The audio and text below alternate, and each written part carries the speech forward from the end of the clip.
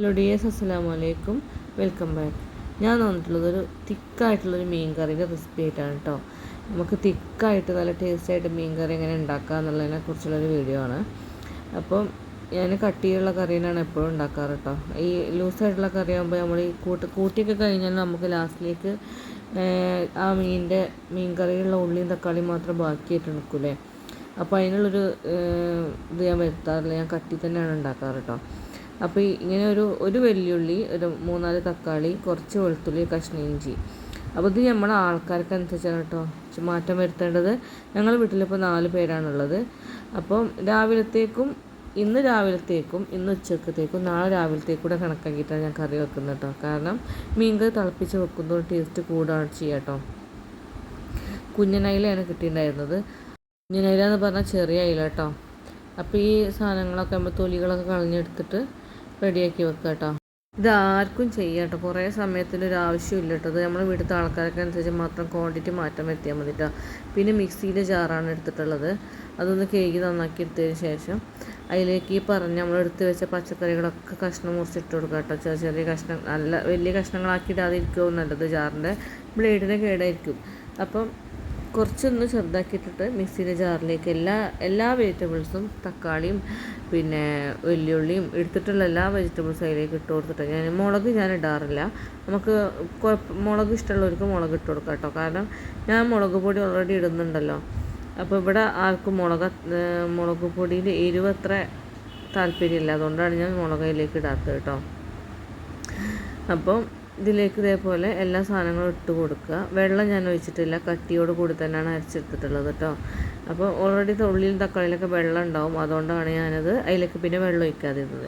പിന്നെ മൺചട്ടിയിലാണ് ഞാൻ ഇറച്ചിയായാലും മീനായാലും ഒക്കെ മൺചട്ടി തന്നെയാണ് വെക്കാറുള്ളത്. അപ്പം സ്ഥിരമായിട്ട് വെക്കുന്ന ചട്ടിയാണ് ഞാനത് മീൻ കറി സ്ഥിരമായിട്ട് ഈ ചട്ടിയിലാണ് വെക്കാറുള്ളത് കേട്ടോ. അപ്പോൾ ഈ ചട്ടിയിലേക്ക് ചൂടായ ശേഷം കുറച്ച് വെളിച്ചെണ്ണ ഒഴിച്ച് കൊടുക്കുക. നല്ല നമ്മളെ തേങ്ങ ആട്ടിയ വെളിച്ചെണ്ണ തന്നെയാണ് ഇട്ടത്. അത് അതിലേക്ക് ഒഴിച്ചെടുക്കുക. നമ്മളെ അളവിനനുസരിച്ചാണ് ഒഴിച്ചെടുക്കുന്നത്. ലാസ്റ്റ് ഞാൻ വറവിടൂല കേട്ടോ. ഈ കറി ഈ ഒരു ഇതിൽ തന്നെയാണ്. പിന്നെ ഇത് വറവിടേണ്ട ആവശ്യമില്ലല്ലോ. കുറേ വെളിച്ചെണ്ണ നമ്മൾ ഇതാക്കണ്ടല്ലോ. അതിലേക്ക് പിന്നെ നല്ല ജീരകവും കുറച്ച് ഉലുവ ഇട്ട് കൊടുക്കണം കേട്ടോ. വെളിച്ചെണ്ണ ചൂടായ ശേഷം നല്ല ജീരകവും ഉലുവയും കൂടെ ഇട്ട് കൊടുക്കുക. പിന്നെ അതൊന്ന് ഇങ്ങോട്ട് മൂത്ത് വന്നതിന് ശേഷം കുറച്ച് നല്ലൊരു ബ്രൗൺ കളറാകുമ്പോൾ അതിലേക്ക് നമ്മൾ എടുത്ത് വെച്ചിട്ടുള്ള ഈ അരപ്പൊന്ന് ഒഴിച്ചു കൊടുക്കുക. നല്ല കട്ടിയുള്ളതിനെ കൊണ്ട് തന്നെ കുറച്ചും കൂടെ വെള്ളം ഒഴിച്ചിട്ട് ഞാൻ നമ്മുടെ വീട്ടിലെ ആൾക്കാർക്ക് അനുസരിച്ച് ആദ്യം തന്നെ കുറേ വെള്ളം ഒഴിച്ച് കഴിഞ്ഞാൽ നമുക്ക് കറി കുറേ ലൂസായി പോകും. അതിനാണ് ആവശ്യത്തിന് പിന്നെയും ഒഴിച്ചു കൊടുക്കണം. ആ ജാറൊന്ന് കേകിയിട്ട് അതിലേക്ക് ഒഴിച്ചു കൊടുത്തു. ഉൾഭാഗം ഒന്ന് ചുഴറ്റിയിട്ട് അതിലേക്ക് ഒഴിച്ചു കൊടുത്തു.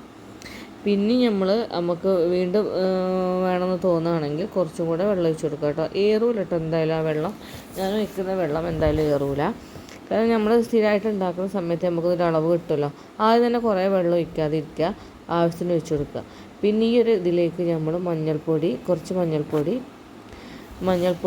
കുറേ മഞ്ഞൾപ്പൊടി ആയിക്കഴിഞ്ഞാൽ ഇതിലൊരു കുത്തുന്ന ചുവ വരും. അതുകൊണ്ടാണ് മഞ്ഞൾപ്പൊടി കുറച്ചിട്ട് കൊടുക്കണം കേട്ടോ. പിന്നെ നമ്മുടെ വീട്ടിലെ മുളകിൻ്റെ എരിവിനനുസരിച്ച് മുളക് ഇട്ട് കൊടുക്കുക. ഞാനൊരു 3-4 സ്പൂൺ മുളക് ഇടുന്നുണ്ട്.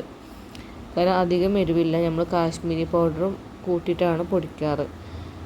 രണ്ടും കൂടെ മിക്സ് ആക്കിയിട്ടാണ് പൊടിക്കാറ്. അങ്ങനെ ഒരു 2-3 സ്പൂൺ മുളക് പൊടിയിലേക്ക് ഇട്ട് കൊടുത്തു. പിന്നെ കുറച്ച് പിന്നെ മല്ലിപ്പൊടി ഞാൻ ഇടാറുണ്ട്. കാരണം ഉള്ള എരിവിനൊന്ന് ബാലൻസ് ചെയ്യാനും വേണ്ടിയിട്ടാണ് മല്ലിപ്പൊടി ഇട്ട് കൊടുക്കുന്നത് കേട്ടോ. പിന്നെ ഞാൻ ഈ ഒരു മല്ലിപ്പൊടിയിൽ കുറേ സാധനങ്ങൾ ഇട്ടിട്ടാണ് ഞാൻ പൊടിക്കാറ് കേട്ടോ. ഞാൻ അതിലേക്ക് വെളുത്തുള്ളിയും അതേപോലെ ചുവന്നുള്ളിയൊക്കെ ഇട്ടിട്ടാണ് വറുത്തിട്ടാണ് പൊടിക്കുക. സാധാരണ നമ്മൾ വെളുത്തുള്ളി ഇടും, ചുവന്നുള്ളിയൊന്നും ഇടാറില്ല. അപ്പോൾ എനിക്കൊരു ഫ്രണ്ട് പറഞ്ഞതായിരുന്നു ഇതിലേക്ക് നമ്മൾ ചുവന്നുള്ളിയും കൂടെ ഇടുകയാണെങ്കിൽ നല്ല ടേസ്റ്റ് ആയിരിക്കും. അപ്പോൾ ഞാൻ പറഞ്ഞ ശേഷം കുറേ കാലമായിട്ട് അങ്ങനെ തന്നെയാണ് ചെയ്യാറ് കേട്ടോ. പിന്നെ ഞാനത് കുറച്ച് നല്ലോണം തിളച്ച ശേഷം ഉപ്പിടാൻ മറന്നു പോയിട്ടുണ്ടായിരുന്നു കേട്ടോ. അപ്പോൾ പിന്നെ ഉപ്പ് ഇട്ടെടുത്ത് പിന്നെ അതിൻ്റെ മുമ്പ് തന്നെ നമ്മൾ കുറച്ച് പുളി എടുത്തിട്ട് ഒരു ചുടുവെള്ളത്തിൽ മുക്കി വെക്കണം. അത് പിന്നെ ഞാൻ പിഴിഞ്ഞെടുത്തിട്ട് അതിലേക്ക് ഒഴിച്ചു കൊടുത്തു ആ പുളീൻ്റെ വെള്ളം. പിന്നെ അത് കുറച്ച് നേരം കൂടെ ആ പച്ചക്കറിയൊക്കെ ഒന്ന് അതിൻ്റെ പച്ചയായിട്ടൊരു ചുവ ഉണ്ടാവുമല്ലോ, അതൊക്കെ ഒന്ന് മാറി വരുന്നവരെ ഒന്ന് വേവിച്ചിട്ട് പിന്നെ മുറിച്ച് വെച്ച മീനൊക്കെ അതിലേക്ക് ഇട്ട് കൊടുക്കുകയാണ് കേട്ടോ ഞാൻ. അതിന് ശേഷം അയില തന്നെ ആയതുകൊണ്ട് കുറേ വേവ് ഉണ്ടാവില്ല. അപ്പം ഉപ്പൊക്കെ ഒന്ന് പാകം നോക്കിയിട്ട് നോക്കുക ഈ സമയത്ത്. കാരണം മീനിൽ ഉപ്പ് പിടിച്ച് കഴിഞ്ഞാൽ പിന്നെ നമ്മൾ ഇതാക്കിയിട്ട് കാര്യമില്ല കേട്ടോ, ഉപ്പിട്ടിട്ടൊരിത് കിട്ടില്ല. അപ്പോൾ നമ്മൾ ഉപ്പ് ഈ ഒരു മീനുള്ള സമയത്ത് തന്നെ നോക്കുക. അപ്പോൾ ഉപ്പൊക്കെ എൻ്റെ കുറച്ച് കുറവായിരുന്നു അന്നേരം, പിന്നെ ഞാൻ കുറച്ചും കൂടെ ഉപ്പ് അതിലേക്ക് ഇട്ട് കൊടുത്തിട്ടുണ്ടായിരുന്നു കേട്ടോ. ഈ ഒരു ടൈമിൽ നമ്മൾ കറിവേപ്പും കൂടെ ഇട്ട് കൊടുക്കണം. അപ്പോൾ ഇവിടെ കറിവേപ്പ് എടുത്തിട്ട് സംഭവം ഇല്ല, കൊണ്ടുവന്ന് കറിവേപ്പ് ഉണ്ടായിരുന്നില്ല, അതുകൊണ്ട് ഞാൻ കറിവേപ്പ് ഇട്ടിട്ടില്ല കേട്ടോ. അപ്പോൾ അത് കഴിഞ്ഞ് 2-3 മിനിറ്റ് കൊണ്ട് തിളപ്പിച്ചിട്ട് നമുക്ക് ഓഫ് ചെയ്യാം. അന്ന് ഞങ്ങൾ ബ്രേക്ക്ഫാസ്റ്റിന് പൊറാട്ടയാണ് കേട്ടോ വാങ്ങിയിട്ടുണ്ടായിരുന്നത്. ഈ ഐലൻ്റെ കറിയും പൊറാട്ടയും സൂപ്പറാണ് കേട്ടോ, അടിപൊളിയായ ടേസ്റ്റാണ്. അപ്പോൾ നമ്മളെ വീഡിയോ ഇഷ്ടപ്പെട്ടാൽ ലൈക്ക് ചെയ്യാനും ഷെയർ ചെയ്യാനും സബ്സ്ക്രൈബ് ചെയ്യാനൊന്നും മറക്കരുത് കേട്ടോ. നമ്മുടെ വീഡിയോൻ്റെ ഇടയിൽ കമൻറ്റും കൂടെ ഇടാൻ മറക്കരുതേ.